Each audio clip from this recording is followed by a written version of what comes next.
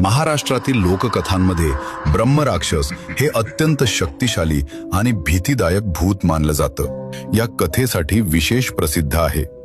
गावकऱ्यांच्या मते अनेक वर्षांपूर्वी या मंदिरात एक अत्यंत विद्वान पण अहंकारी पुजारी होता. वेद, मंत्र आणि पूजाविधी यांचं त्याला प्रचंड ज्ञान होतं. पण कालांतरानं त्यानं दानाचा गैरवापर करायला सुरुवात केली आणि स्वतःला देवासमान समजायला लागला. एक रात्री तो मंदिरातच मृत्युमुखी पडला. मात्र त्याचं मन शुद्ध नसल्यामुळे त्याच्या आत्म्याला मुक्ती मिळाली नाही आणि तो ब्रह्मराक्षस झाला अशी लोकांची श्रद्धा आहे. आजही सूर्यास्तानंतर मंदिराच्या मागच्या बाजूला जाण्यास गावकरी घाबरतात.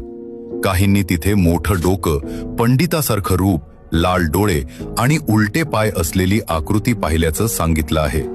रात्री मंदिराच्या घंटा आपोआप वाजणं, फुलं विखुरलेली सापडणं आणि काही लोकांना अचानक घाबरल्यासारखं वाटणं, डोकं जड होणं अशा घटना आजही ऐकायला मिळतात. त्यामुळे आजही मंदिरात संध्याकाळनंतर थांबण्यास मनाई आहे. लोक म्हणतात देवाचं ज्ञान जेव्हा अहंकारात बदलतं तेव्हा मृत्यूनंतरही शांती मिळत नाही. ब्रह्मराक्षस हेच त्याचं जिवंत उदाहरण आहे.